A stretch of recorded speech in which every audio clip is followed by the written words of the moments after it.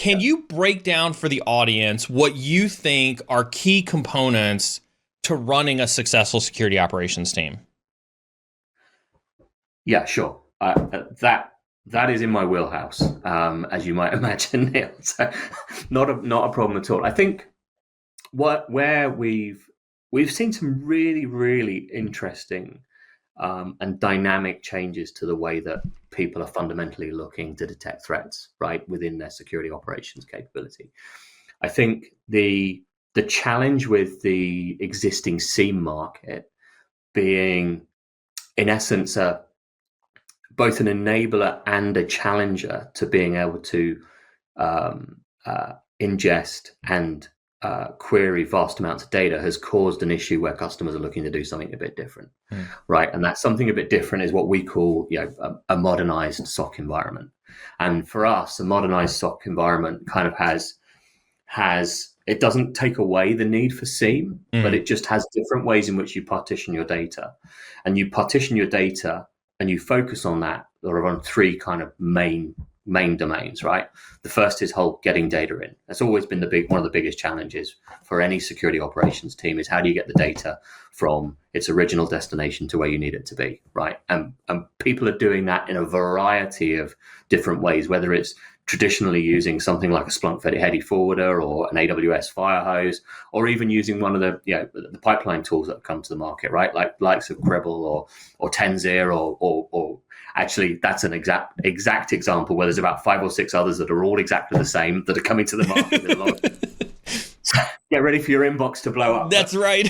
But that's a really interesting space, because what that has enabled people to do is to ETL, to translate their data from point A to point B in a way that makes it easier and better to query.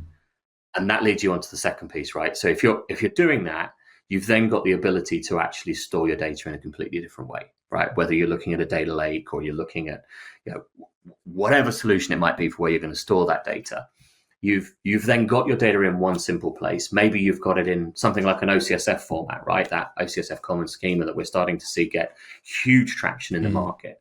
And we think the community that's driving that is really enabling the normalization of vast amounts of data. That's a huge thing. So let me call that number 2, right? Getting the data into the right place in a normalized format.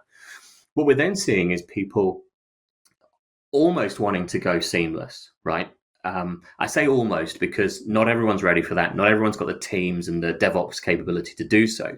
But we're starting to see some customers do some really cool things under the banner of sort of detection as code, right? So where you're writing Sigma rules with GitHub Actions, you're then using some kind of webhook for into Jira for maybe some kind of automation or an automation action of some kind, right? We're starting to see customers, not just the really advanced customers, but actually customers across a huge number of different domains start to look at actually how do you do something like that.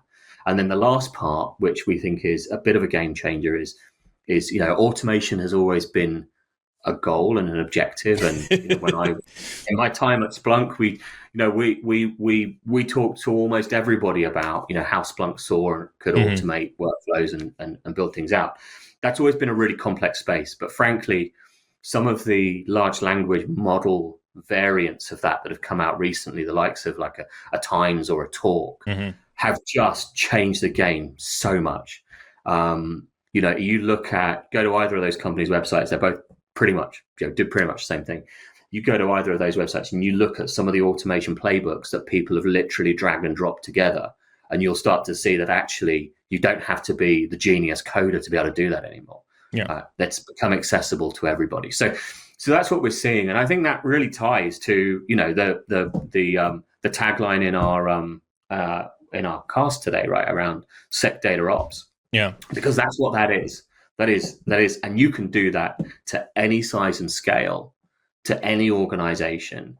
And what you're doing is much more taking control of your data in that journey, which I think is kind of cool.